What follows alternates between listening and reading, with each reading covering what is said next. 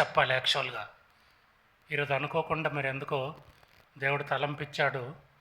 అయితే నేను అడిగాను, ప్రభా నేను అసలు ఏం ప్రిపేర్ కాలేదు, అసలు వాక్యమే చూసుకోలేదు, ఏం చెప్పాలా అని నేను అనుకున్నాను. అయినా కూడా దేవుడు నాకు ఫోర్స్ వచ్చింది, నువ్వు ఈరోజు ఏదో ఒకటి పంచుకో మరి యవనస్తులతోటని. ఇదైతే అప్పటికప్పుడు చెప్పానన్నమాట. వితిన్ మినిట్స్ ఇంకా భోజనం చేయలేదు చెప్పాను. మరి ఈరోజు నేను షేర్ చేసుకుంటే వాక్యం మరి షేర్ చేసుకుంటాను అని చెప్పాను. ఇప్పుడు కూడా నేను భోజనం చేసి నాకు అన్నం తిన్న ఆయాసంగా ఉంది. అసలే నాకు ఆయాసం. మధ్యాహ్నం కూడా దేవుడు సహాయపడ్డారు. ఇన్హేలర్ కొట్టుకొని నేను నిలబడ్డా. మధ్యాహ్నం దేవుడు కృపించాడు. నేను 5 నిమిషాలు కూడా మామూలు నిలబడలేను, కానీ 1 అవర్ దేవుని వాక్యం చెప్పడానికి దేవుడే కృపించాడు. మరి ఇప్పుడు కూడా నేను కూర్చొని చెప్పుదాం అనుకుంటే నేను కూర్చుంటే మీరు ఎవరు కనపడరు. చెప్పేటప్పుడు కనపడితేనే చెప్పే వాళ్ళకు కూడా ఉద్యోగం కలుగుద్ది. అదే ఎటు చూస్తున్నారు, వింటున్నారా లేదనేది చెప్పే స్పీకర్ ఎవరికైనా ఉంటుంది. అందుకనే నేను కూర్చొని చెప్పదలుచుకోలేదు, కానీ కొన్ని నిమిషాలు ఎక్కువ టైం తీసుకోను. 3 అయింది కనుక మరి మీ మనసులో ప్రేయర్ చేసుకోనండి. దేవుడు కొంచెం తలంపు అంటే ఇంకా కూడా ముందు రోజులు ఉన్నాయి. నేను ప్రిపేర్ అయ్యి కూడా ఇంకా కొంత పంచుకుంటాం మీతోటి వాక్యం అయ్యి. ఈ 15 సంవత్సరాలు ఇక్కడ స్టార్ట్ చేసిన పీరియడ్లో నేను ఒక్కసారి కూడా యూత్ మధ్య నిలబడలేదు, ఎప్పుడు చెప్పలేదు. ఆ తలంపు కూడా నాకు రాలేదు. ఎవరో చూసుకుంటా కదా, ఇక హానోక్ ఉన్నాడు కదా అని ఆయన మీద నెట్టేవాడిని నేను. ఇక ఆయనే చూసుకునేవాడు.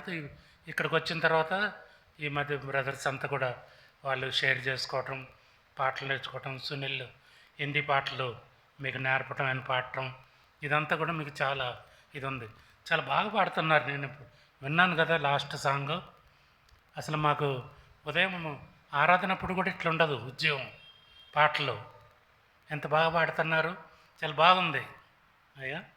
కనుక మరి ఫస్ట్ టైం కాబట్టి కొద్దిగా వాక్యం చెప్తా, కొంచెమే నేను ఎట్లా రక్షణ పొందానో చెప్తా అంతే.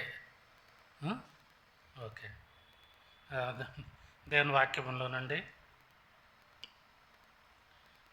తిమోతి రాసిన పత్రిక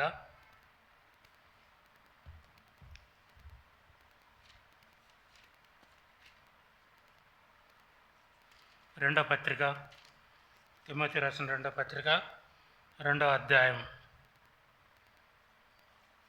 చాలామంది యూత్ మీటింగ్ అనగానే యోసేపు కథ చెప్పి అవతల పడతారు, కానీ మీ చెవులన్నీ చిల్లులు పడి ఉంటాయి.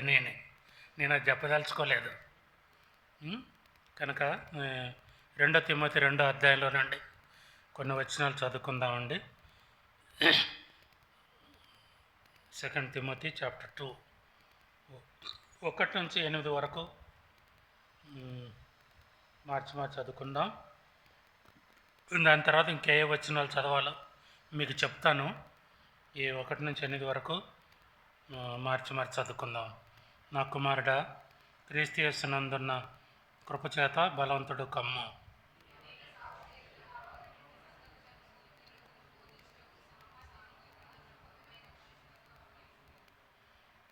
క్రీస్తు యేసు యొక్క మంచి సైనికుని వల్ల నాతో కూడా శ్రమ అనుభవించుము.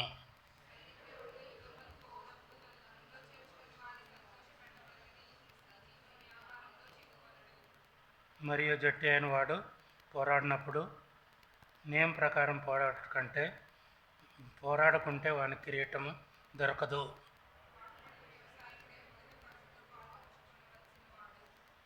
నేను చెప్పు మాటలు ఆలోచించుము. అన్ని విషయములందు ప్రభు నీకు వివేకము అనుగ్రహించును.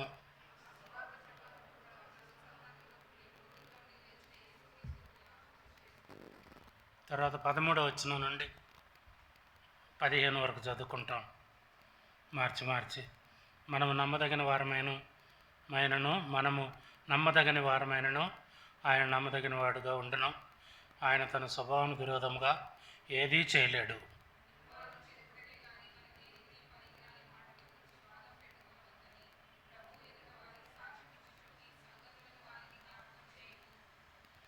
దేవుని ఎదుట యోగ్యునిగాను, సిగ్గుపడనక్కర్లేని పనివానిగాను, సత్యవాక్యము సరిగా ఉపదేశించువానిగాను నిన్ను నీవే దేవునికి కనపరుచుకొనుము. తర్వాత 20 నుంచి చివరి వరకు.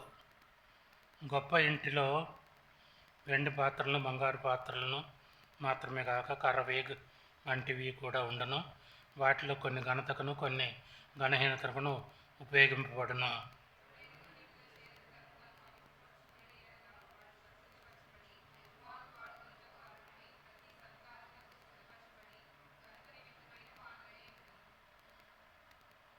నీవు శరీరేచ్ఛల నుండి పారిపోము. నీవు యవనేచ్ఛల నుండి పారిపోము. పవిత్ర హృదయములై ప్రభువునకు ప్రార్థన చేయవార్త కూడా నీతిని, విశ్వాసమును, ప్రేమను, సమాధానం వెంటాడము.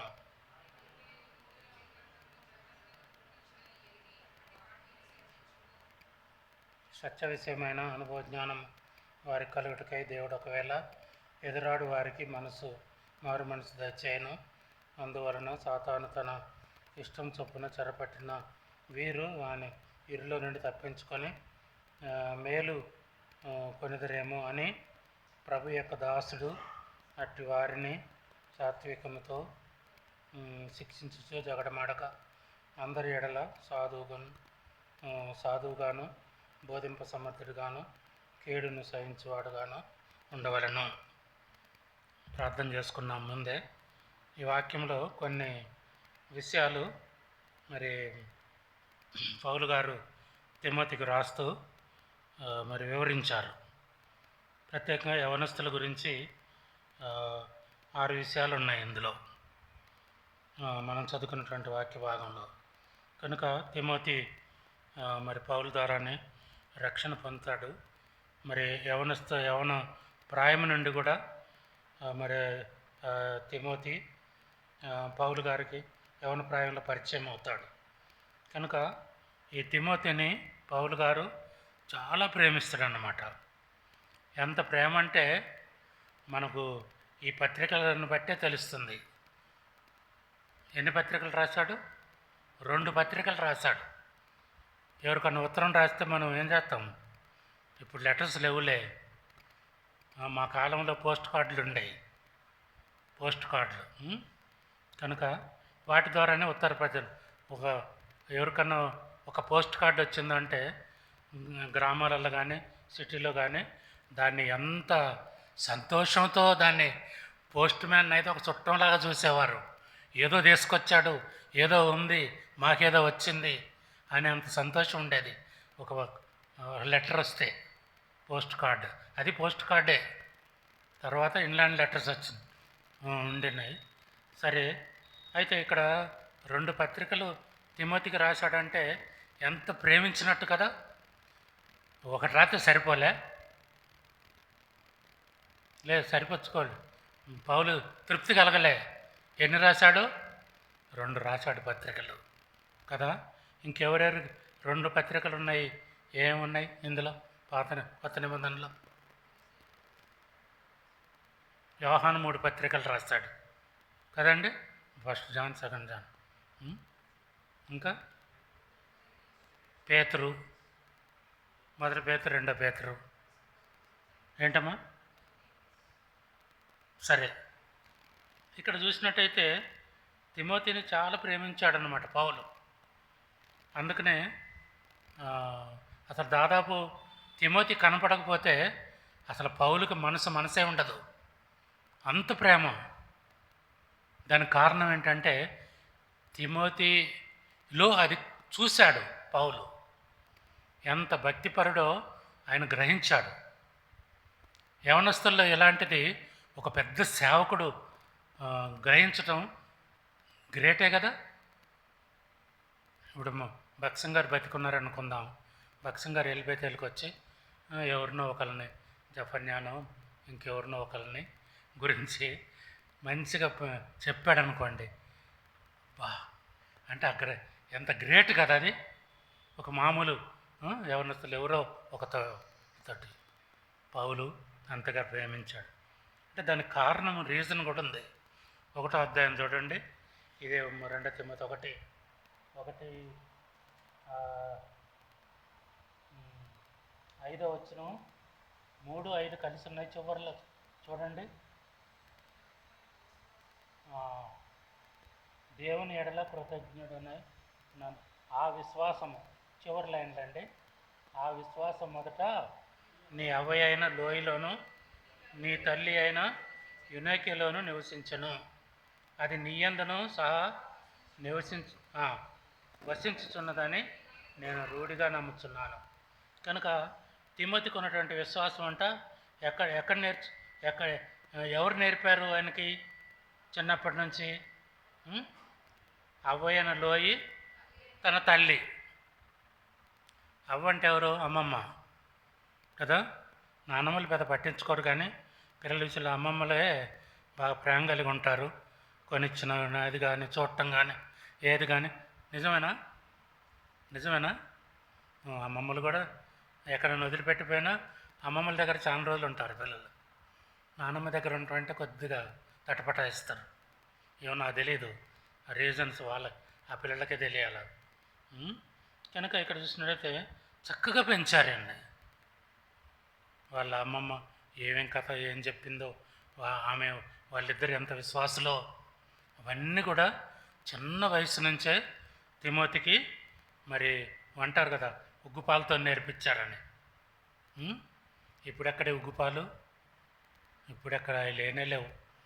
పల్లెటూరులో పోతే ఉగ్గు కలుపుతారు, పసర్లు ఉంటాయి, దాన్ని తాగిస్తారు. సరే, ఏదేమైతేనేమి అలాంటి భక్తిలో వాళ్ళ అమ్మమ్మ, తర్వాత ఒకళ్ళ అవ్వ అంటే మరి అమ్మమ్మ కూడా అవుద్దా కదా? అమ్మకి ఎట్లా అవుద్ది? అమ్మ తరఫున అంటే అమ్మమ్మే కావాలి. సరే, కనుక ఆ రీతిగా పెంచబడినటువంటి వాడు. అందుకనే పౌలుకు వివాహం కాకపోయినా ఎవరైతే పౌలు ద్వారా రక్షణ పొందారో వాళ్ళని ఏమని సంబోధించేవాడంటే కుమారుడు అని సంబోధించేవాడు. కుమారుడు అంటే ఏంది? స్పిరిచువల్ సన్ అదన్నమాట కదా. మరి పౌలుకి చాలామంది పౌలు ద్వారా రక్షణ పడినటువంటి యవనస్తులు ఉన్నారు. అందులో తిమోతి ఒకడన్నమాట. అందుకని తిమోతికి చాలా హెచ్చరికలు మీరు చదవండి. 1 తిమోతి 2 తిమోతి చదివితే పౌలు ఎన్ని హెచ్చరికలు ఇస్తాడు, ఎంతగా ప్రేమించాడు, ఎన్నెన్నో విషయాలు ఎగ్జాంపుల్ చెప్తూ ఆ రీతిగా ఉండాలా, ఈ రీతిగా ఉండాలి, ఇటు చేయాలా, అటు చేయాలని పౌలు తిమోతికి సంభాషించేది కాకుండా ఆయనకి దూరంగా ఉన్నప్పుడు పౌలు లెటర్స్ కూడా తనకు రాస్తూ వచ్చాడు. ఇప్పుడు మనం అందుకని 1వ వచనంలో చూడండి, ఈ లెటర్ రాసినప్పుడు ఏమని సంబోధించాడు? క్రీస్తు యేసునందున్న, చదవండి, క్రీస్తు యేసు 2 తిమోతి 1వ వచనం.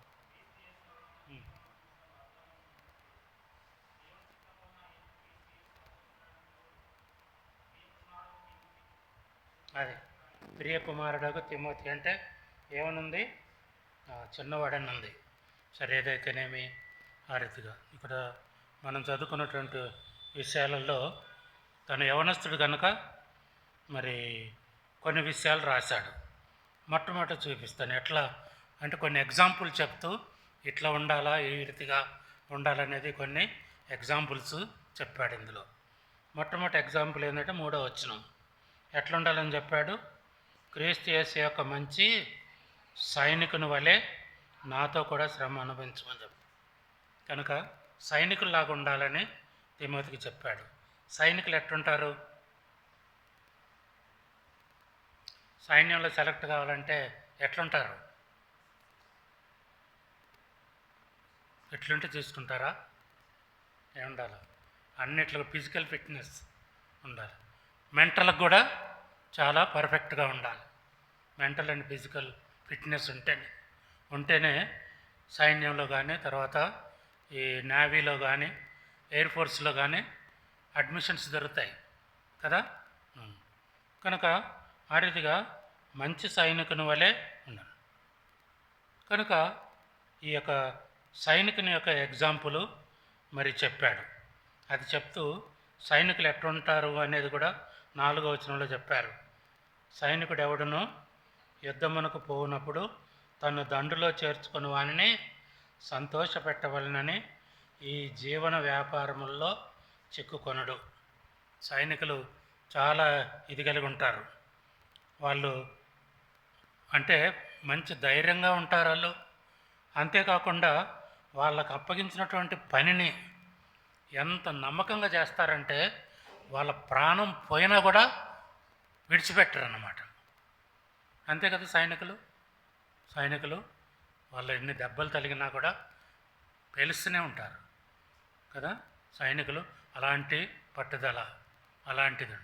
కనుక తన సైనిక అధికారిని సంతోషపెట్టాలని యుద్ధం చేయడు కదా. అట్నే దేవుని యొక్క బిడ్డలు కూడా దేవుని కొరకై జీవించేటువంటి వారు, మరి యవనస్తులైనటువంటి వారు ఎట్లా ఉండాలని పౌలు కోరుతున్నాడండి? సైనికుని వలె కదా.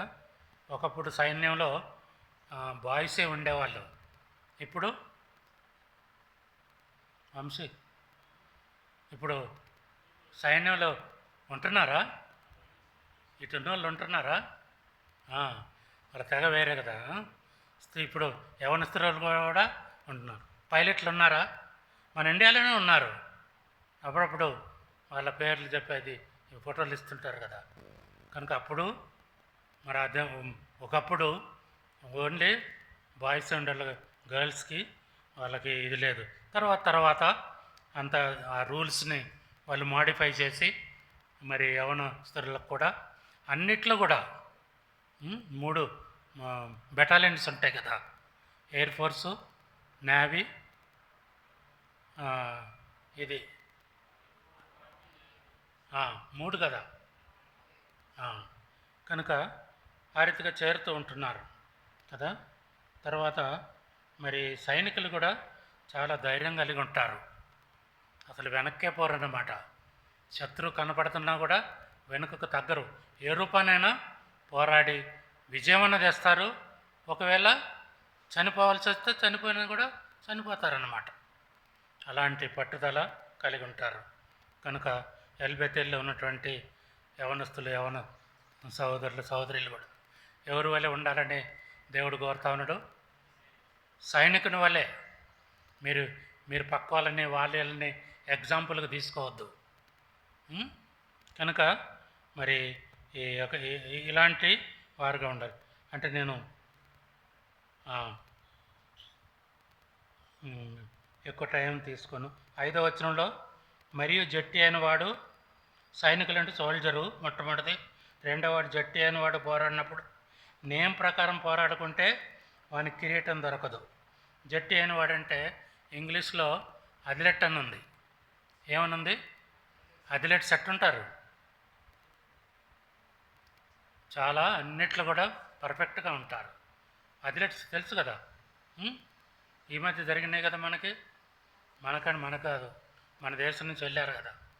పాపం ఒక ఆమె జస్ట్ మిస్ అయింది గోల్డ్కి కదా. అథ్లెట్ అంటే అందులో రకరకాలు ఉంటాయి. అథ్లెట్స్లో కూడా వేరే వేరే ఈవెంట్స్ ఉంటాయి అట్లా కదా. వాళ్ళు ఎట్లుంటారు? ఎంతో పోరాడతారన్నమాట. వాళ్ళు కానీ నియమ ప్రకారం పోరాడుకుంటే కిరీటం దొరకదు. కనుక వాళ్ళకి మెడల్స్. కానీ ఒకప్పుడు ఏదో గేమ్స్లో ఒక సంవత్సరం కిరీటాలు పెట్టారు. ఏది గోల్డ్ మెడల్ ఇచ్చి కిరీటాలు పెట్టారు వాళ్ళకి. ఏం కిరీటాలు అంటే ఆకులతో అల్లిన కిరీటం. దాదాపు ఒక 20-25 ఏళ్ళ క్రితం ఈ ప్రపంచవ్యాప్తంగా, మరి మీకు గుర్తుందో లేదో తెలియదు, ఆకుల కిరీటం అని వాటిని అట్లా తయారు చేశారు. చాలా డిజైన్గా చేసి ఆకుల కిరీటం పెట్టి మెడల్స్ ఇచ్చారు. సరే. కనుక మరి రకరకాలైనటువంటి అథ్లెట్స్ వాళ్ళు ఎంతో మరి పోరాడి ఇది చేస్తుంటారు. ఒకవేళ కొంచెం మిస్టేక్ జరిగినా కూడా ఓడిపోతారు. అందుకని మరి యొక్క అథ్లెట్ ఎలాంటి, మరి వాళ్ళు ఎంత ప్రాక్టీస్ చేస్తారు, ఎంతో ఖర్చు పెడతారు. విదేశాల్లో వీళ్ళని కూడా పెట్టుకుంటారు నేర్పించడానికి కదా, కోచ్లను. తర్వాత 3వ 6వ వచనం, పాటుపడిన వ్యవసాయకుడు.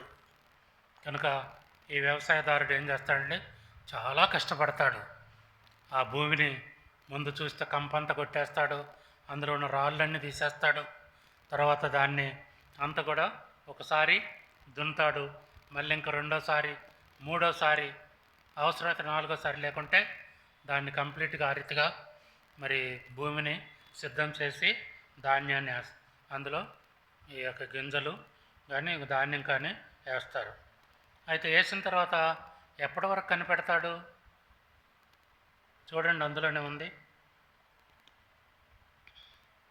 7వ వచనం. నేను చెప్పిన మాటను ఆలోచించండి. వ్యవసాయకుడే మొదట ఫలములలో పాలు పుచ్చుకొనవలసిన వాడు, అంటే పంట వచ్చేంత వరకు కూడా వేచి ఉంటాడు.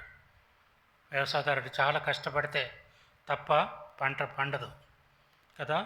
వ్యవసాయదారులు చేస్తేనే మనం భోజనం చేస్తున్నాం కదా. ఇవాళ తిన్న అన్నం కూడా ఎవరో పండించారు తెలియదు మనకి, వ్యవసాయదారు కదా. కనుక ఆ రీతిగా చాలా కష్టం అన్నమాట ఈ వ్యవసాయం పని అనేది. అంటే దేవుని యొక్క మరి యవనస్తులైనటువంటి వారు కూడా స్పిరిచువల్గా ఎట్లుండాలా, వాళ్ళ జీవితాల్లో ఏముంటాయి, ముందు కంప లాంటి పరిస్థితులు, రాళ్ళ లాంటి పరిస్థితులు, అలాంటి జీవితం, వాటన్నిటిని కూడా తొలగించుకోవాలా.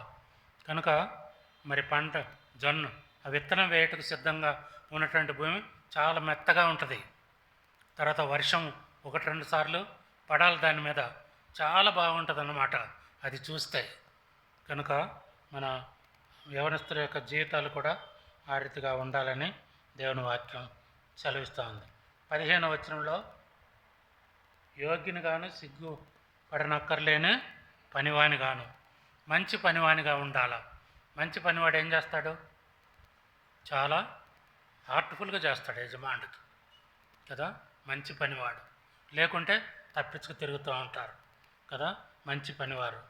కనుక మీరు కూడా శనివారం వస్తే ఎంతో కష్టపడి పని చేస్తారు కదా, మందిరం శుభ్రం చేస్తారు, అవి ఇవి చివరికి టాయిలెట్స్ కడతారు, ఎన్నెన్నో మరి చక్కగా చేసేటటువంటి వారు ఉంటారు. ఇంక కొంతమంది రెగ్యులర్గా వచ్చే వాళ్ళు ఉన్నారు, కొంతమంది అప్పుడప్పుడు వస్తారు కదా, వాళ్ళే చూసుకుంటారులే అంటారు. అది కాదు, అది మంచి పనివాడు కాదు. ఏ పనులు అందరికి కూడా పనులు ఉంటాయి, ఎవరు ఏం చేయాలో అవన్నీ, వాటన్నిటిలో కూడా మంచి పనివానిగా. తర్వాత 5వదిగా ఉపదేశించేవానిగా. కనుక మీరు యవ్వన ప్రాయంలో ఇక్కడున్న చాలామంది యేసుని నమ్మారు, మారుమనసు పొందారు, బాప్తిస్మలు సాక్ష్యం ఇచ్చారు. కనుక ఇతరులతో పంచుకోవాలా. ఉపదేశం చేయటం అంటే మీరేమైతే పొందారో వాళ్ళని పంచుకోవాలి ఇతరులతో. దానివల్ల ఏమవుతారు, మీతో పనిచేసే ఫ్రెండ్స్ వాళ్ళు వీళ్ళు కూడా దేవుని మందిరానికి వస్తారు, వాళ్ళు కూడా దేవుని వాక్యం ఉంటారు, వాళ్ళు కూడా రక్షణ పొందుతారు. అది కనుక ఇతరులకు తప్పకుండా చెప్పాలి కదా, మీ సాక్ష్యాన్ని తప్పకుండా వాళ్ళతోటి పంచుకోవాలి కదా. అది తర్వాత 6వది 21వ వచనం చివర ఘనత నిమిత్తమై పాత్ర. కనుక ఇక్కడ పైన ఏముంటాయంట, ఏమేమి పాత్రలు ఉన్నాయి, 20వ వచనంలో గొప్ప ఇంటిలో వెండి పాత్రలను బంగారు పాత్రలను మాత్రమే కాక కర్రవియు మంటివి కూడా ఉండును. వాటిలో కొన్ని ఘనతకును కొన్ని ఘనహీనతకును ఉపయోగింపబడును. ఎవడైనా వీటిలో చేరక తను తాను పవిత్రపరచు కొనిన ఎడల వాడు పరిశుద్ధపరచబడి యజమానుడు వాడుకొనుటకు అర్హమైన ప్రతి సత్కార్యమునకు సిద్ధపరచబడి ఘనత నిమిత్తమైన పాత్ర. కనుక కొన్ని పాత్రలు ఉంటాయి, కొన్ని ఘనతకు కొన్ని ఘనహీనతకు వాడతారు కదా. ఘనతకు వాడే పాత్ర అంటే నీళ్ళు తాగుతారు, మంచినీళ్ళు కదా, చాలా శుభ్రం చేసి మంచిగా ఉంటుంది. కొన్ని మరి మనమంటే మనం తాగే గ్లాసులు తప్ప ఏమీ లేవు కదా, ఎప్పుడు తాగినా అవే గ్లాసులు కడిగి పెట్టుకుంటారు మీరే. అది కనుక ధనవంతుల ఇళ్ళల్లో అట్లుండవు. ఎట్లుంటాయి, రకరకాలైనటువంటి త్రాగే పాత్రలు ఉంటాయి, రకరకాల డిజైన్స్ ఉంటాయి, వాటికి ఆ రీతిగా ఉంటుంది. వాళ్ళు మంచినీళ్ళు తాగుతున్నారా, మత్తు పదార్థాలు తాగుతున్నారా, అది వదిలేయండి. కానీ రకరకాలైన పాత్రలు ఉంటాయి, అవి ఎంతో ఘనతకి ఉపయోగిస్తారు కదా. ఈ యొక్క మిడిల్ ఈస్ట్లో వీళ్ళు ఉన్నారు కదా, పరిపాలన చేసేవాళ్ళు, వాళ్ళంతా బంగారం పాత్రలతోనే వాళ్ళు వాడుకుంటారంట. కరెక్టేనా? వాళ్ళు తినేది బంగారు పాత్ర అంట, వాళ్ళు త్రాగే గ్లాసు బంగారం అంట, వాళ్ళు అన్ని బంగారంతోనే ఉంటాయంట. బంగారంతో పడుకునే మంచం కూడా బంగారం బతికిస్తారంట, అన్నీ కూడా. అందుకని సద్దాం హుస్సేన్ గురించి నేను విన్నాను. ఆయన అప్పుడు ఇది ఉన్నప్పుడు ఆయన గురించి రాశారు పేపర్, అన్ని బంగారమేనంట, మొత్తం బంగారం. చూడు, అన్నీ కూడా వాళ్ళ అలాంటి ఘనత కొరకు ఉపయోగిస్తారు. ఇంక కొన్ని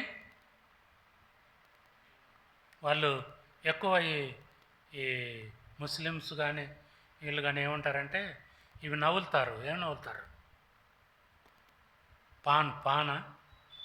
పాన్లు నవ్వులుతారు కదా, పాన్ నవ్వులుతారు.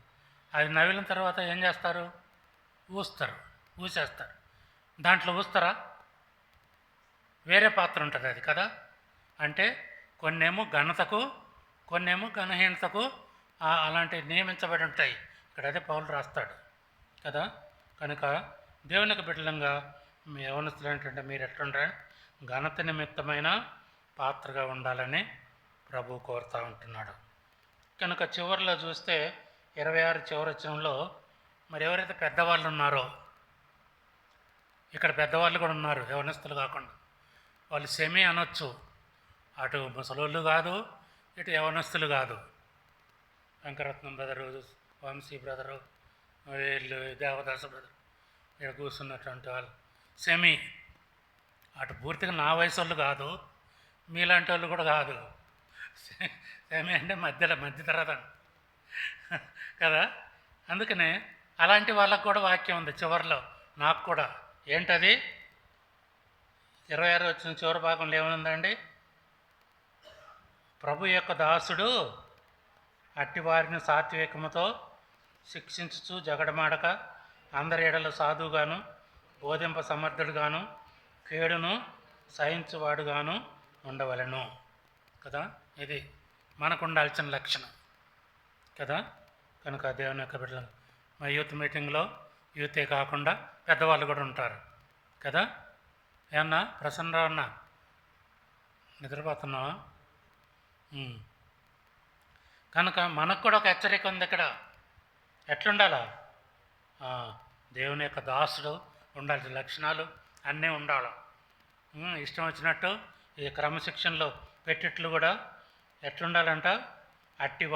వారిని సాత్వికముతో శిక్షించుచు జగడమాడక అందరి ఎడల సాధువుగాను బోధింప సమర్థుడుగాను కీడును సహించువాడుగాను ఉండవలను. ఇది మనకు పెద్దవాళ్ళకు ఉండాల్సినటువంటి లక్షణాలు కదా.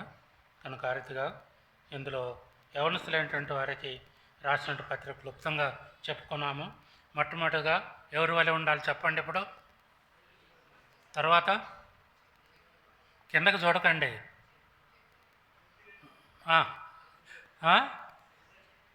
అథ్లెట్ అంటే జట్టి అని వాడు. తర్వాత మూడోది వ్యవసాయకుడు. నాలుగోది మంచి పనివాడు. ఐదోది ఉపదేశించేవాడుగా. తర్వాత ఆరోది మంచి పాత్రగా, ఘనత నిమిత్తమై వాడబడే పాత్రలాగా ఉండాలి. 6 విషయాలు. కనుక ఏడోది మీకు వర్తించదు, మాకు వర్తిస్తుంది. మేము కూడా అంతే. ఎవరిని పడితే వాళ్ళని గద్దించకూడదు, చేయకూడదు. ఎంతో సాత్వికంగా మరి ఉండాలి వాళ్ళ ఎడల. అందుకని పని చేయించుకునే విషయంలో కూడా పెద్దవాళ్ళు కూడా చాలా జాగ్రత్తగా ఉండాలి. వాళ్ళని గద్దియొద్దు, అది చేయొద్దు, ఇది చేయొద్దు. అంకులు మీరు అట్లా ఉండరు కదా అంటారు మీరు. నిజమే. నన్ను చూస్తేనే కొంతమంది భయం అయింది. ఇలా ఏం పని చెప్తాడో, మందిరానికి వస్తే ఎంతసేపు ఉంచుతాడో, టీ అని ఇస్తారో లేదో. కనుక సాత్వికంగా ప్రేమించాలి. యవనస్తులు ఏంటంటే కొన్నిసార్లు గద్దించినా కూడా ఆ గద్దింపులో ప్రేమ ఉండాలి. అది గద్దింపులో అది మనం దేవుని యొక్క పెద్దవాళ్ళం మనం కూడా అలాంటిది కలిగి ఉండాలని ప్రభు. సరే 13వ వచనం ఒకటి, 13వ వచనం ఇక చదవండి.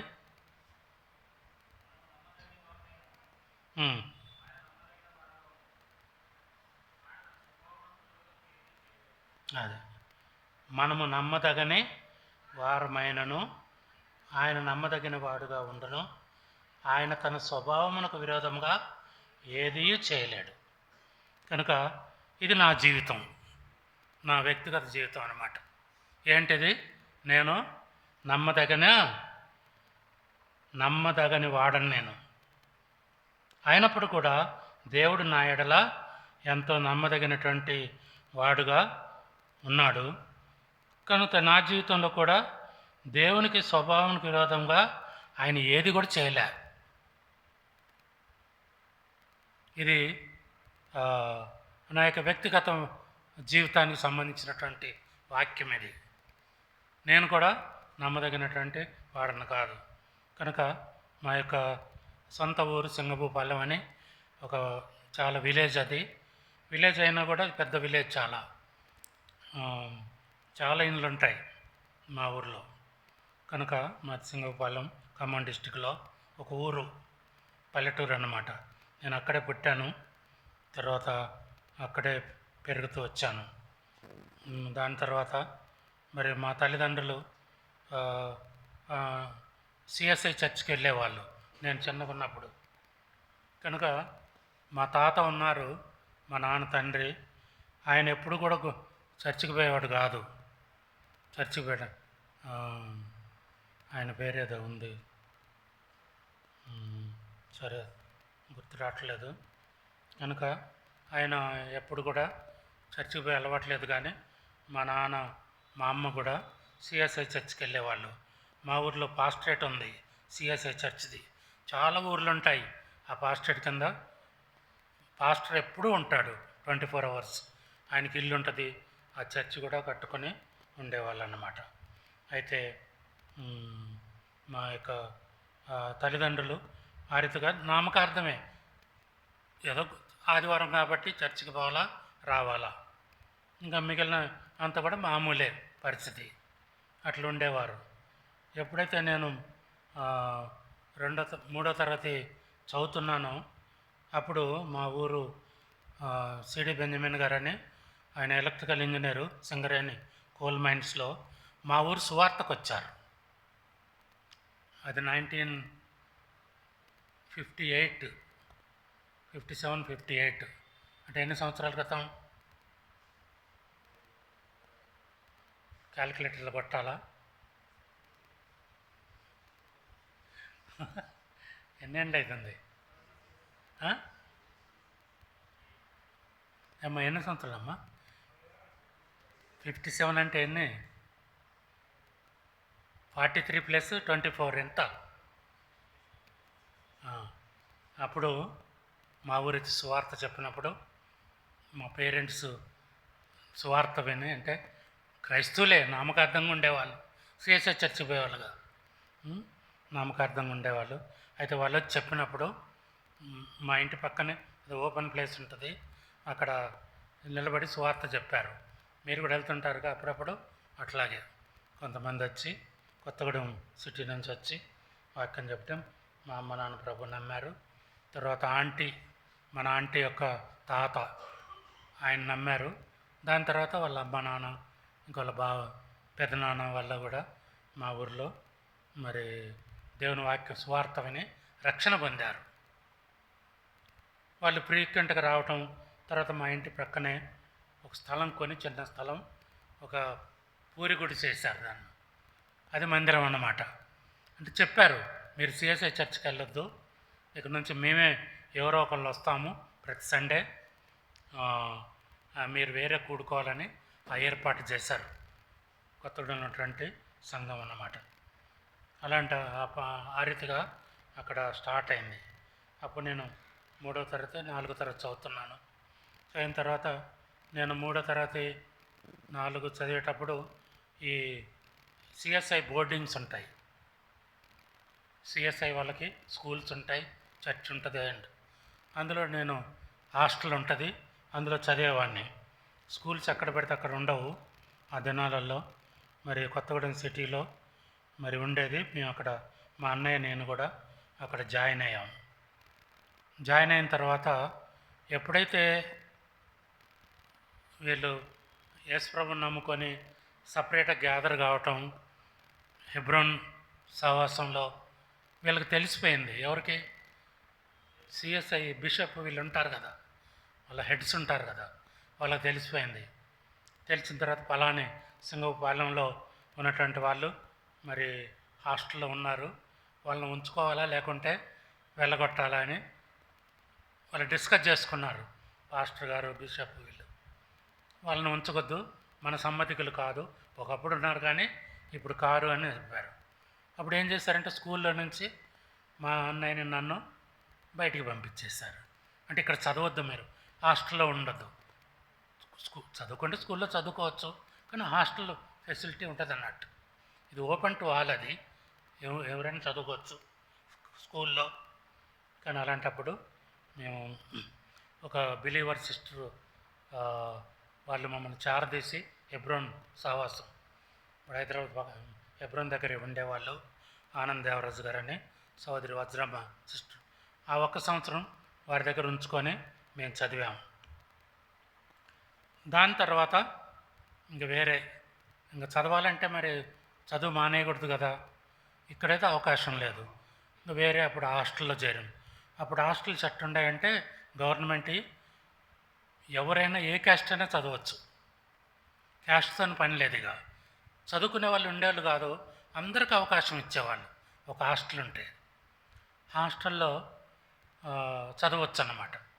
అందుకని మేము యేసుప్రభుని నమ్మినా కూడా, క్రిస్టియన్స్ అయినా కూడా అందులో చదివే అవకాశం దొరికింది, చదవచ్చు. ఆ రీతిగా మరి హాస్టల్లో ఉండేది. హాస్టల్ చాలా కష్టంగా ఉండేది. అక్కడ ఎట్లా ఉండేదంటే మేదర తడికలతోటి ఒక పాకేసి ఉండేది, అందులోనే చదువుకోవాలా.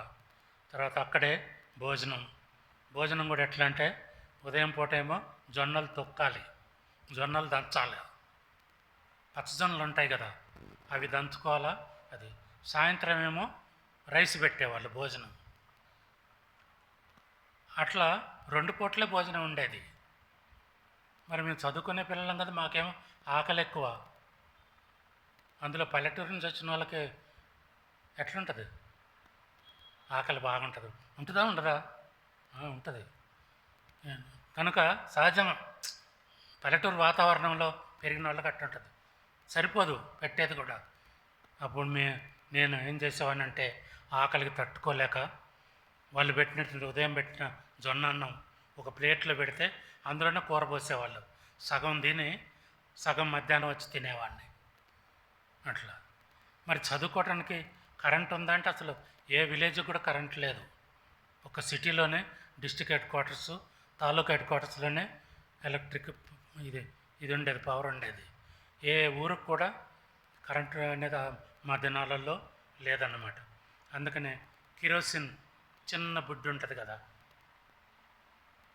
గ్లాసుది, దాంట్లో కొద్దిగా కిరోసిన్ పోసి ఒక ఒత్తి దానికి పెట్టి, అప్పుడు ఇది కూడా కాదు, ఏదైనా గుడ్డ ఉంటుంది కదా ఇంత పొడుగు చింపి దానికి ఎక్కించి దాన్ని అట్లా పెట్టుకొని అట్లా చదివాను. నేను అట్లా హెచ్ఎస్సి వరకు కూడా 11th క్లాస్ వరకు అట్లనే చదివాను. చిన్న గింతే ఉంటుంది వెలుగు. అట్లా ఒక లాంతర్ ఉండేది హాస్టల్కి, చుట్టూ 7-8 మంది కూర్చొని చదవాలి. నాకేం అది ఇష్టం ఉండేది కాదు, అందుకొరకు నేను ఒకటి చిన్నది కొనుక్కొని అట్లా చదివాను అనమాట. అలాంటి దినాలు అవి. సరే, అది చదువు. దాని తర్వాత ఆ రోజులల్లో పాస్ కావటం అనేది చాలా కష్టం. చదువుకోవటమే పెద్ద ఇది, పరీక్షలో పాస్ కావటం మామూలు తరగతులు పాస్ కావచ్చు, కానీ ఈ 11th క్లాస్ ఉండేది. ఇప్పుడు మీకు ఇంటర్మీడియట్ ఫస్ట్ ఇయర్ ఎట్నో మాకు అప్పుడు హెచ్ఎస్సి అంటారు, హయ్యర్ సెకండరీ స్కూల్ సర్టిఫికెట్ అని ఉండేది. కనుక 11th క్లాసు, దాని తర్వాత ప్రీ యూనివర్సిటీ కోర్సు 1 ఇయరే కాలేజ్ ఉండదు అనమాట. అంటే 12 అవుతాయి, 11+1, అప్పుడు డిగ్రీ చేయొచ్చు. అది అప్పుడు ఉన్న. ఇప్పుడు ఇదేమో ఒక తరగతి తగ్గించారు, 10th చేశారు, 2 ఇయర్స్ 10+2 ఇంటర్ చేశారు ఇప్పుడు ఉన్నటువంటి. అంతకుముందు అట్లా ఉండేది కాదు. సరే, ఆ రీతిగా ఎంతో కష్టపడి మరి భోజనం ఇంటి దగ్గర అన్ని సమృద్ధిగా మాకు వ్యవసాయం ఉన్నా అవన్నీ ఉండేది, కానీ చదువు విషయంలోకి వచ్చేసరికి అలాంటిది. సరే, నేను 4th క్లాస్ 5th క్లాస్ అప్పుడే మా తల్లిదండ్రులు రక్షణ పడ్డారు కదా. మా ఇంటి పక్కమటే మందిరం ఉండేది. మరి సెలవులల్లో అటు ఇటు వచ్చినప్పుడు మరి మీరు ఎట్లా వస్తున్నారో మేము కూడా అట్లాగే దేవుని మందిరానికి వెళ్ళేవాడిని నేను. మేము 4 బ్రదర్స్, సిస్టర్స్ లేరు కనుక అట్లాగే మరి హాలిడేస్ వచ్చినప్పుడు దేవుని మందిరానికి అట్లాగే వెళ్ళేవాళ్ళం. కానీ రక్షణ తీర్మానం లేదు. నేను 11th క్లాస్ వచ్చేంత వరకు కూడా 12th క్లాస్ వరకు కూడా మరి రక్షణ తీర్మానం లేదు. ఏదో వస్తున్నాం పోతున్నాం, పాటలు పాడేవారు, ఇదంతా కూడా. కనుక మన ఆంటీ ఇల్లు కూడా, ఇది మా ఇల్లు, దాని పక్కనే మందిరం, దాని పక్కన ఆంటీ వాళ్ళ ఇల్లు. కనుక వాళ్ళు కూడా వాళ్ళ పెదనాన్న వాళ్ళందరూ కూడా నమ్మారు కాబట్టి చిన్నగా ఉండేది, ఇంత ఉండేది. నేను పెద్దగా ఉన్నప్పుడే వచ్చి ముందు కూర్చునేది. ఇప్పుడు సండే స్కూల్ పిల్లలు ఎట్లా కూర్చుంటున్నారో అట్లా కూర్చునేది తను. నాకు తెలుసు, ఒకే ఊరు కాబట్టి అందరు పరిచయం అవుతారు. పక్క అందులో ఒకటే ఫెలోషిప్, హెబ్రోనే కదా, అట్లా ఉండేవాళ్ళం. అయిన తర్వాత అయితే నేను రక్షణ పొందలేదన్నమాట. రక్షణ పొందలేదు. తర్వాత మేము చదివే దాంట్లో కూడా హాస్టల్ కాబట్టి అంత ఫ్రీ, ఏమి అసలు చదవరు, చేయరు, ఏం చేయరు అన్నమాట. అంత విలేజర్స్ నుంచి వచ్చినటువంటి వాళ్ళే. అప్పుడు హెచ్ఎస్సిలో ఎగ్జామ్ జరిగినప్పుడు హాస్టల్ మొత్తంలో నేను ఒక్కనే పాస్ అయ్యా. మిగతా అందరు కూడా చదవరు కాబట్టి ఫెయిల్ అవుతారు. అది బోర్డు ఎగ్జామ్ కదా. ఇప్పుడు మీకు ఇంటర్ ఎట్నో మాకు కూడా అట్లా ఇది ఉండేది అనమాట. 11th క్లాస్ హెచ్ఎస్సి ఉండేది. ఒక్కనే పాస్ అయినా. పాస్ అయిన తర్వాత మళ్ళీ పియూసీ చదవాలిగా, పేరెంట్స్ 1 ఇయర్ కాలేజ్, దాని తర్వాత డిగ్రీ చేయాలి. సరే, నేను చదివేటప్పుడు కూడా మా తల్లిదండ్రులు చాలా ప్రార్థన చేసేవాళ్ళు మా కొరకు, మా అన్నదమ్ముల కొరకు. చాలా అంటే చాలా చేసేవారు. మాకు వ్యవసాయం ఉండేది.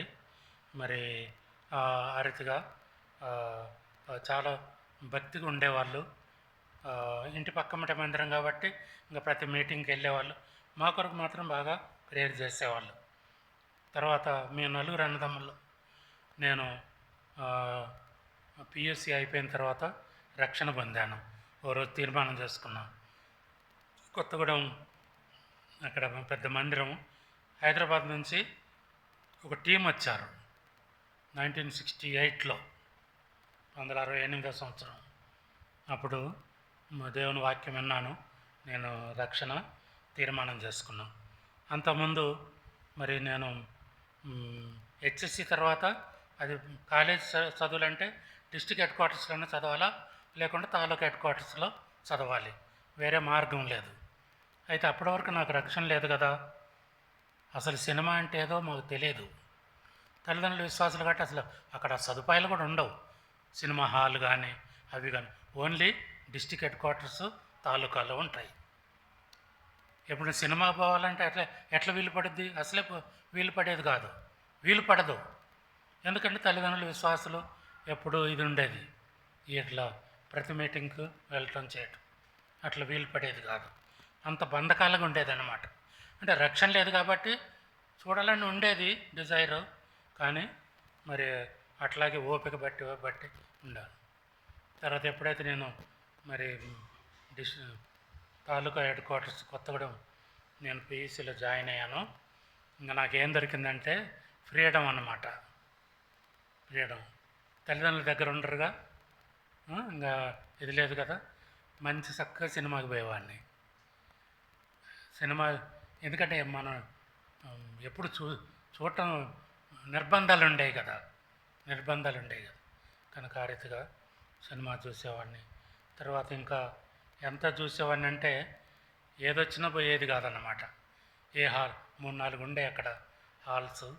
అట్లా ఆ 1 ఇయర్లోనే ఎంతవరకు ఎదిగానంటే నేను ఈ సినిమాలు చూసే విషయంలో తెలుగు సినిమాలు అయితే ఏం పెద్ద బాగలేవు, హిందీ బాగుంటాయంట అని హిందీ సినిమాలు చుట్టని మొదలుపెట్టా. కాలేజీ పోయలేదు, పాడలేదు. నేను హెచ్ఎస్సి వరకు కూడా చెప్పానుగా మీకు, క్లాసులో సెకండ్. ఫస్ట్ నా ఫ్రెండ్ ఉన్నాడు కృష్ణమూర్తి అని, హిందూ. అతను నేను ఎప్పుడు బీట్ చేయలే. ఆయనకి ఎప్పుడు 100కి 100 వచ్చాయి అన్నిట్లో, అంత క్లవరు. కానీ మేమిద్దరం చాలా క్లోజ్ ఫ్రెండ్స్. ఆయన ఫస్ట్, నేను సెకండ్. అప్ టు మేము హెచ్ఎస్సి వరకు కూడా అట్లాగే చదివాను, పోటీపడి చదివేవాళ్ళం అన్నాడు. ఇంక ఇప్పుడు ఏం దొరికింది, ఫ్రీగా అయిపోయింది. సినిమాలు ఉన్నాయి, అన్నీ ఉన్నాయి. తల్లిదండ్రులు చూస్తారా? వాళ్ళు ఎందుకు చూస్తారు? కనుక దేవుని భయం లేకుండా అట్లాగే. ఇంకా ఎంతకు ఎదగాలంటే చూసే విషయంలో హిందీ కంటే ఇంగ్లీష్ ఇంకా బాగుంటాయంట అని చెప్పారు. ఉంటారుగా నాకు తగ్గోళ్ళు క్లాసులల్లో, ఇంగ్లీష్ ఇంకా బాగుంటాయి అని ఉంటాయి కదా, పనికి మళ్ళీ అండి అందులో ఉంటాయా, ఉండవా? తెలుగు పర్వాలేదు, దానికంటే హిందీ కొంచెం ఘాటుగా ఉంటుంది, దానికంటే ఇంగ్లీష్ ఇంకా వరస్ట్గా ఉంటాయి అన్నమాట. ఆ స్థాయిలోకి ఎదిగిపోయాను నేను. ఎగ్జామ్స్ జరుగుతున్నాయి. ఎగ్జామ్ జరిగితే రెండిట్లో నాకు బ్యాక్లాగ్స్ వచ్చినాయి. అంతే కదా మరి, చదవకుండా అటు ఇటు తిరిగితే ఏముంటాయి? బ్యాక్లాగ్స్ ఉంటాయి ఉండవా? అసలు నేను నా క్లాసులో నేనట్టు చదివానా ఎన్ని సంవత్సరాలు, హాస్టల్ నేను ఒక్కడే పాస్ అయినా, ఈ పరిస్థితి ఏంటి కదా? అట్లనే ఉంటుంది. కనుక దేవుని భయం లేకుండా ఇష్టానుసారంగా జీవించే దినాలు అట్లాగే నష్టాలు జరుగుతాయి చాలామంది. కనుక మీకు ఎవరికైనా బ్యాక్లాగ్స్ ఉంటే నా మాదిరి అనుకోకండి, నేను వాళ్ళని ఏం అంటలే. కొన్ని అర్థం కాక బ్యాక్లాగ్స్ ఉంటాయి, అందులో ఎంతలా బుక్స్ కదా, అయినా ఎటు చదువుతారో ఏంటో. కనుక మరి ఆ రీతిగా చాలా నష్టం జరిగింది. దాని తర్వాత ఇంకా నేను ఒకరోజు హైదరాబాద్ నుంచి టీం వచ్చారు, కొత్తగూడెంలో మీటింగ్కి వెళ్ళిన తర్వాత ఒక సహోదరుడు తన సాక్ష్యం చెప్తున్నాడు. నేను ఇట్లా రక్షణ పొందాను అదేం చెప్తుంటే, నేను అప్పుడు దేవుడు నాతో మాట్లాడాడు, నువ్వు కూడా ఎందుకు తీర్మానం చేసుకోకూడదు. అప్పటికే అయిపోయింది నా పని అంతా కూడా అయిపోయింది. కనుక చాలా వరకు ఇది మరి తల్లిదండ్రులకు తెలుసా అంటే తెలియదు. పాపం వాళ్ళు పల్లెటూరు కదా, ఏమనుకుంటా మావాడు సిటీలో చదువుతుండో, పెద్ద నౌకరు వస్తుంది, ఏమవుతాడో తెలియదు, అట్లుంటుంది వాళ్ళకి, తెలియదు కదా. ఇప్పుడు మిమ్మల్ని హైదరాబాద్లో చదవటానికి పెట్టారు, మీ తల్లిదండ్రులకు ఏం ఉద్దేశాలు ఉంటాయి చెప్పండి? మావాడు ఇంజనీర్ అవుతాడు, ఒకడు మంచి ఉద్యోగం వస్తుంది, ఎంతో హాయిగా ఉండి మా కష్టాలన్నీ పోతాయి అనుకుంటారు అనుకోరా? అట్లాగే. కనుక మా పేరెంట్స్ ఏమో వాళ్ళు అనుకునేది వేరుగా ఉండేది, కనుక ఇట్లా అంత ఆపోజిట్ ఉండేది జీవితం అంతా కూడా. కనుక నెమ్మది ఉండేది కాదు. ఇంకా ఏంటంటే నేను హాలిడేస్లో ఇంటికి పోయినప్పుడు, ఎందుకంటే ఇవన్నీ అలవాటు అయిపోయినాయి కాబట్టి ఇంటికి పోయినప్పుడు కొన్ని బుక్స్ కొనిపోయేవాడిని హాలిడేస్లో. ఏం బుక్స్ చెప్తారా మీరు? ఏం బుక్స్? నవళ్ళు అంటే తెలుసా? తెలుసు కదమ్మా, నవళ్ళు ఉంటాయి కదా, అన్నీ చెడ్డయ్యే అందులో. అంటే ఏందేందో ఉంటాయి, పనికి మళ్ళీ స్టోరీసు అవి ఇవి అన్నీ ఉంటాయి. 3-4 కొనక్కపోయి ఆ సెలవులో సరిపోని కొనక్కపోయేవాడిని. ఎందుకంటే ఇక మనసులంతా రక్షణ లేదు కదా, తల్లిదండ్రులు పేరెంట్స్ రక్షణ పొందినా కూడా నాకైతే రక్షణ లేదు. అప్పటికి స్టార్ట్ అయిందనమాట అంతా. అవి కొనుక్కొని పోయి మా అమ్మ అనేది, ఏంట్రా సెలవులల్లో కొద్దిగా రెస్ట్ తీసుకోరాదు, ఊరిక చదివేనా నీకు అనేది. ఊరిక చదువుతూ ఉంటే ఏంటి, ఇక్కడ కూడా చదవాలా, సెలవుల్లో కాస్త ఉండరాదు, మేము అటంతా చేను పనికి పోతున్నాం, అటు ఇటు జీతగాడితోటి పోయి అటు ఇటు తిరిగి రారాదు చాలకెళ్ళి అని చెప్పేది.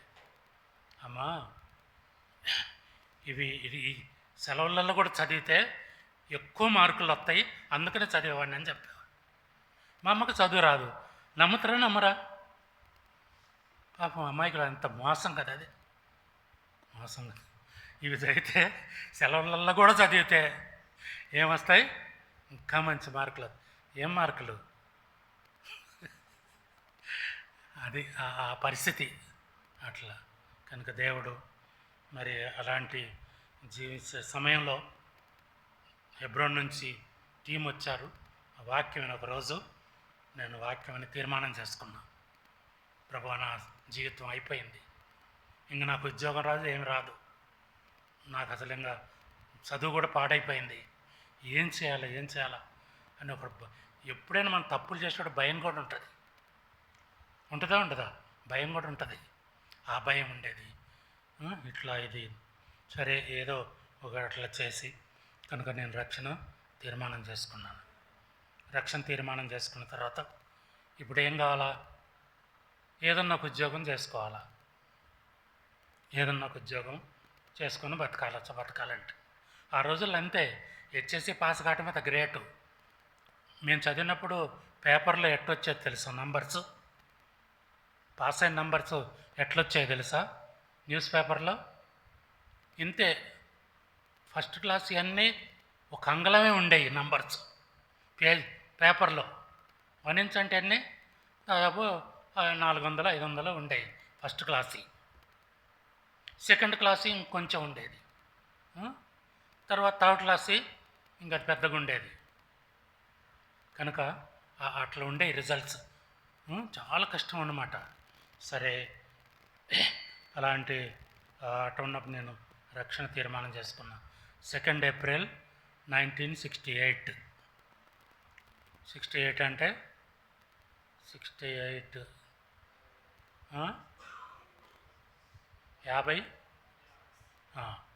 కనుక అప్పుడు నేను తీర్మానం చేసుకొని అన్నిటిని విడిచిపెట్టి తర్వాత దేవుని మందిరం మా ఇంటి పక్కమ్మటే రెగ్యులర్గా వెళ్ళటం, ప్రభువును ఆరాధన చేయటం. నాకేం చెప్పరాకపోయినా కూడా పల్లెటూరు కాబట్టి వాళ్ళకు ఒక వాక్యం చదివి ప్రార్థన చేసినా సాటిస్ఫై అవుతారు. అట్లా స్టార్ట్ చేశాను నేను. మా ఊర్లో అంటే పాస్టర్ ఉండేది కాదు కదా, కొత్తగూడెం నుంచి ఒక సండే వచ్చేవాళ్ళు. మిగతా మీటింగ్లకి ఎవరంటే ఆ ఊర్లో చదువుకున్నది, మొట్టమొదటి చదువుకుంది మా 4 అన్నదమ్ముల మేమే మా ఊర్లో. కనుక ఆ రీతిగా మరి మా మందిరంలో నాకు ట్రైనింగ్ అదే, నిలబడటం, ఏదో చెప్పటం, అది ఏదో వాక్యం చదవటం. ఎందుకంటే మీరు చదువుకున్నారు కదా, చెప్పమని ఫోర్స్ చేసేవాళ్ళు. ఆ రీతిగా దేవుడు చిన్న చిన్నగా అంత ఏం తెలవకపోయినా, అనుభవం లేకపోయినా కూడా దేవుడు ఆ రీతిగా నా రక్షణ జీవితాన్ని ఆరంభించాడు. దాని తర్వాత ఇప్పుడు ఏం చేయాలా? ఏదో ఒక పని చేసుకొని బతకాలా. ఆ రోజుల్లో ఇంకా చదివేవాళ్ళు కాదు, డిగ్రీ చేసిన వాళ్ళంటే పెద్ద గ్రేటు. ఇక ఒకరికి ఇంజనీరింగ్ దొరికిందంటే అది ఎక్కడో ఉండేవాళ్ళు. అలాంటి దినాలు అవి. అంటే స్టాండర్డ్ కూడా అంతే ఉండేది. ఎందుకంటే మీ అంతా ఇప్పుడు ఫాస్ట్ స్టాండర్డ్ కాదు, ఇది అంత కాదు, అంత కష్టం అన్నమాట అవి పాస్ కావటం కూడా. అట్లా ఉండేది. తర్వాత నేను ప్రార్థన చేసిన, ప్రభా నేను నా బతుకుదేరు ఫ్యూచర్ ఏంటి నాది, ఇక చదువు ఎట్లాగ పోయింది, ఇంకా ఇక డిగ్రీ కూడా చేయలేను, ఇంకా నేను ఎట్లా అని ప్రార్థన రక్షణ పొందిన తర్వాత నేను ప్రేయర్ చేసి అట్లా రెగ్యులర్గా దేవుని మందిరానికి వెళ్ళటం, ఆరాధన చేయటం, ఇతరుల వాక్యం పంచుకోవటం కొంచెంగా ఆ రీతిగా నా రక్షణ జీవితంలో ఆ రీతిగా ఆరంభించానన్నమాట. ఆరంభించిన తర్వాత నేను ప్రార్థన చేసిన, ప్రభా నేనైతే ఇప్పుడు రక్షణ పొందాను కదా, నాకున్నటువంటి హెచ్ఎస్సి సర్టిఫికెట్ మీద వీటి మీద ఏదో ఉద్యోగం అయితే ఆ రోజుల్లో వచ్చాయి, క్లర్క్ జాబ్ వచ్చేది. క్లర్క్ నుంచి కింద కూడా ఉండేవి, పై ఇది కూడా ఉండేది, మినిమం క్లర్క్ వచ్చేదన్నమాట. ప్రార్థన చేస్తూ వచ్చింది. అట్లా నేను 1 ఇయర్ ప్రేయర్ చేశా. ప్రభు ఎట్లాగైనా సరే నాకు ఒక అటెండర్ ఉద్యోగమైనా నాకు ఇవ్వు అని ప్రార్థన చేస్తూ వచ్చిన తర్వాత ఒకసారి ఏదో ఇంటర్వ్యూకి వెళ్ళిన తర్వాత కూడా ఇంటర్వ్యూలో ఇక మనకి ఏం చెప్పినా మనకేం తెలియదు. కానీ అప్పుడు నాకు ఒకటి ప్లస్ పాయింట్ అయింది. నేను హెచ్ఎస్సి కావగానే పిఈసి చదివేటప్పుడు టైప్ నేర్చుకున్నా. టైప్ వచ్చు నాకు. వాళ్ళు ఇంటర్వ్యూలు అడిగారు, క్లర్క్ అంటే టైప్ అవసరం కదా. అది నాతో వచ్చిన వాళ్ళకి చాలామందికి టైప్ రాదు, నాకు వచ్చు. నా సర్టిఫికేట్ చూపించగానే సెలెక్ట్ అవుతానని నాకు తెలియదు, చూపించిన. నాకు అది ప్లస్ పాయింట్ అయి నేను క్లర్క్కి సెలెక్ట్ అయ్యా. కరెక్ట్గా 1 ఇయర్కి 2 ఏప్రిల్ 68లో నేను రక్షణ పొందా. 4 ఏప్రిల్ 69లో నేను డ్యూటీలో జాయిన్ అయ్యా గవర్నమెంట్. అంటే నాకు 2 గంటల ముందే వచ్చినాయి ఆర్డర్స్. 2 డేస్ నాకు టైం పట్టింది. మేము అప్పుడంతా నిక్కర్లు వేసుకొని ఉండేవాళ్ళం. మరి ఉద్యోగం కాదు, నిక్కర్ వేసుకొని పోతే ఎట్టుంటుంది.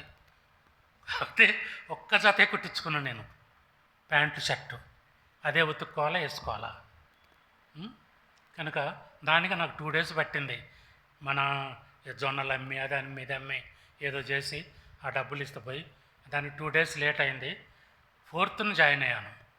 అయితే నేను 2 ఏప్రిల్ 69 రోజు చాలా కన్నీటితో ప్రార్థన చేశాను. ప్రభువా, నువ్వు రక్షించుకొని సంవత్సరం అయింది, నాకు ఉద్యోగం ఏదన్నా ఒకటి సాయం చేయి ప్రభువా అని నేను ప్రార్థన చేశాను. ఆ ఇంటర్వ్యూ సంగతి మర్చిపోయినా. నాకు రికమెండేషను లేదు, లేకుంటే వేరే డబ్బులు ఇచ్చి కూడా మనం సంపాదించలేము ఆ పొజిషన్ అనమాట. కనుక ఆ రీతిగా దేవుడు నా జీవితంలో రక్షణ తీర్మానం చేసుకున్న తర్వాత దేవుడు గవర్నమెంట్ జాబ్ నాకు దేవుడు ఇచ్చాడు. మదర్లో పోస్టింగ్ వచ్చింది. నాకు ఆ రీతిగా అట్లా జాయిన్ అయ్యాను. తర్వాత ఇక్కడ కూడా నాకు ఉద్యోగం వచ్చేంత వరకు కూడా మా ఊర్లోనే అప్పుడప్పుడు ఆదివారం కూడా మరి నిలబడి వాక్యం చెప్పటం అది ఇది కొంచెం నేను వాళ్ళ మధ్య వాడు ఎంత ఉండేవాళ్ళు 10-15 మంది కూడా ఉండేవాళ్ళు కాదు సంఘం, వాళ్ళ మధ్య వాడవాడు. ఇప్పుడు నేను మదర్లో జాయిన్ అయ్యాను. మళ్ళీ చిన్నప్పటి నుంచి కూడా అలవాటు ఏంటి, ఎప్పుడైనా సావాసానికి మా తల్లిదండ్రులను బట్టి అదే అలవాటు అన్నమాట. అయితే నేను మదర్లో ఉంటే అక్కడ సావాసం లేదన్నమాట. ఎప్పుడైనా సావాసం లేదు ఆ దినాలల్లో. ఓ బాప్టిస్ట్ చర్చ్ ఉండేది, మందు లేదు. ఇప్పుడు నేను దేవా నువ్వు ఉద్యోగం ఇచ్చావు, నీకు వందనాలని చెప్పాను. ప్రభా మరి ఇక్కడ మదర్లో నేను చర్చికి ఆదివారం పోవాలంటే ఎక్కడికి పోవాలా? అవేం ఆల్రెడీ సిఎస్ఐని వదిలేం కదా, మళ్ళీ ఇంకొక డినామినేషను ఎందుకు, ఎట్లా అని నేను ప్రార్థన చేశాను. ప్రార్థన చేసినప్పుడు మరి 1-2 సార్లు వెళ్ళాను. నాకేం పెద్ద సాటిస్ఫాక్షన్ లేదు బాప్టిస్ట్ చర్చిలో. అట్లాగే ప్రార్థన చేస్తూ ఉంటే ఖమ్మం నుంచి ఒక బ్రదరు సత్యనాథం గారని ఖమ్మంలో డిగ్రీ కాలేజీలో లెక్చరర్, ఆయన ఇంగ్లీష్, ఒక బ్రదర్ని పంపించారు, పెద్ద ఆయన్ని.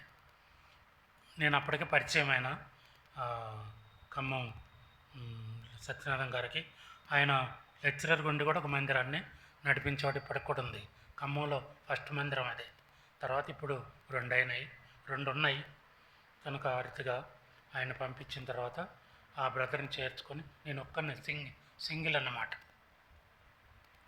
అప్పుడు ఆ బ్రదర్ని చేర్చుకొని, ఆయన హ్యాండిక్యాప్, చెయ్యి కాలు అవుటు, అవిటి కాళ్ళు, నడవలేడు, ఎక్కువ కొంచెం నడవగలడు.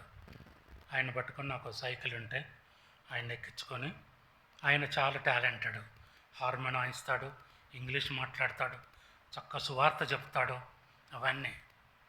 కనుక ఆ రీతిగా బ్రదర్తో కలిసి మరి నేను కూడా ఆయన సైకిల్ ఎక్కించుకొని ప్రతిరోజు కూడా ఒక విలేజ్ వెళ్ళేవాళ్ళం. 5-6 గ్రామాలు ఉండేవి. 5-6 గ్రామాలు, రోజుకొక విలేజ్కి వెళ్ళి సువార్త చెప్పి, వాళ్ళు కూడా పల్లెటూరులు పోయి 7-7:30కి వచ్చేవాళ్ళు పొలం పనులకు వెళ్ళి. లేబర్ ఎక్కువ. ఆ రీతిగా నేను కొంత ఆత్మీయంగా ఎదగటానికి ప్రభు నాకు సహాయపడ్డారు. కొన్ని నెలలు అయిన తర్వాత ప్రతి ఊరు నుంచి 5-6 రావటం మొదలుపెట్టారు మా దగ్గరికి. మరి ఎట్లా కూడుకునేది ఎట్లా అంటే, కూడుకున్న తర్వాత ఒక బ్రాహ్మిన్స్ హౌస్ ఉంది, పెంకుటిల్లు అన్నమాట. అది పాత పెంకుటిల్లు. దాన్ని వాళ్ళు ఎవరు కూడా కిరాయికి ఉండేవాళ్ళు కాదంట ఆ రోజుల్లో, చెప్పేవాళ్ళు. దాని పేరు ఏంటంటే బూత్ బంగ్లా, దెయ్యాలు నివసిస్తే ఇల్లు అంటారు దాన్ని, పేరు అది. సరే, తక్కువ రెంట్ ఏదైనా మరి ఆ ఇంట్లో నేను చేరి అట్లాగే ఒక మేదర్ తడికి కట్టి ఒక 20-30 మంది కూర్చునేలాగా ఏర్పాటు చేసి 1969లో ఆ రీతిగా ఆరంభించాం 68 మధ్యలో నుంచి. తర్వాత ప్రతి ఆదివారం కూడా 5-6 ఊర్ల నుంచి వచ్చేవాళ్ళు. తర్వాత ఆ రీతిగా మరి అక్కడ సేవ పరిచర్య స్టార్ట్ అయింది. దాని తర్వాత 1970లో మ్యారేజ్ అయింది. హానోక్ కూడా అక్కడే మదర్లోనే పుట్టాడు. ఆ రీతిగా 4 ఇయర్స్లో కూడా అక్కడ చిన్న సంఘం స్టార్ట్ అయింది. తర్వాత నాకు ట్రాన్స్ఫర్ అయింది 72లో మిర్యాలగూడ ట్రాన్స్ఫర్ అయింది. అక్కడి నుంచి మిర్యాలగూడ వెళ్ళాం. హానోకు 3 months బోయనం, ఆగస్ట్ సెప్టెంబర్ నవంబర్ 3 months అట్లనే వెళ్ళాం. తర్వాత ఆ బ్రదరు పరిచయం చేస్తూ వచ్చారు. ఆ రీతిగా మరి సంఘం ఏర్పడింది. ఎవరు లేని చోట ఒక సహోదరుడితో కలిసి పనిచేస్తూ ఉండటం ద్వారా ఇది కలిగింది.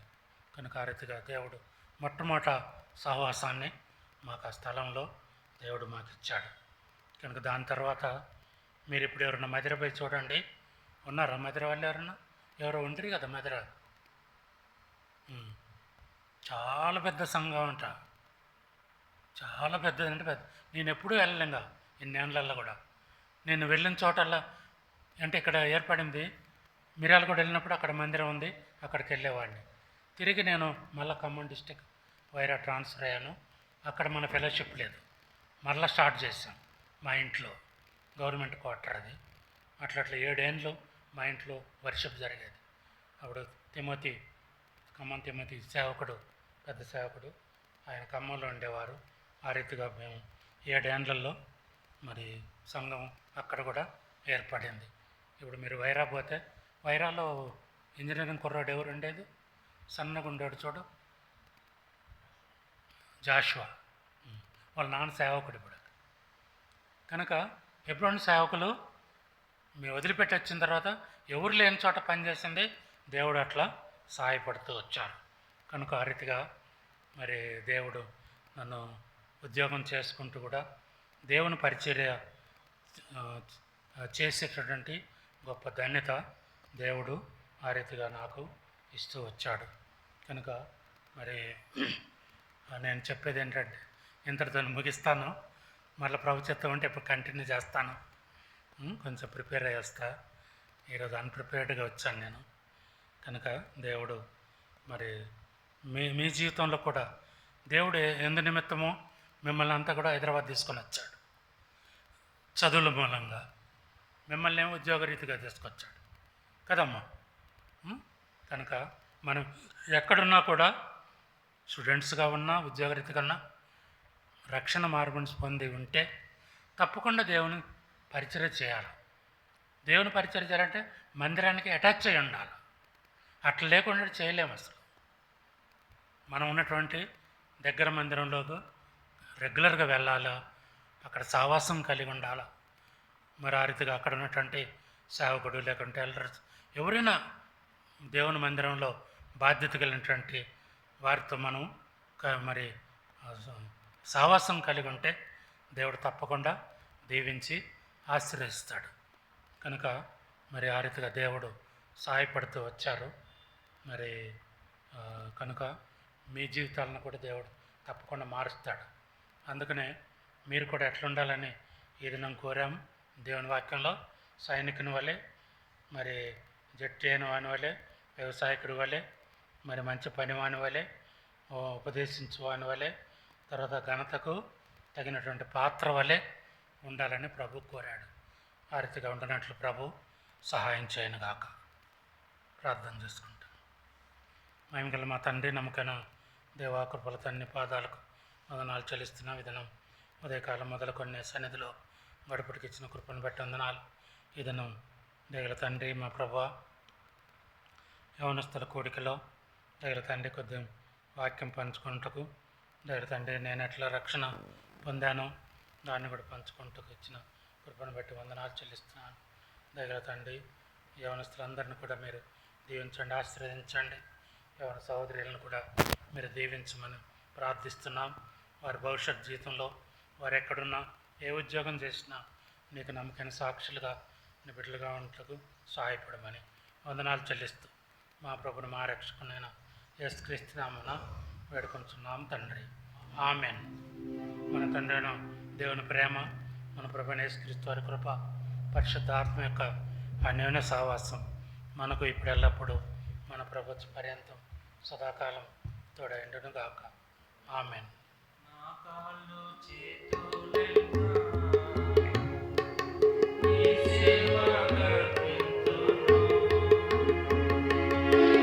కాళ్ళు చేతులెల్లా నీ సేవ కర్పింతును, ప్రాణాలుగా నిత్యము నిన్ను స్తుతింతును.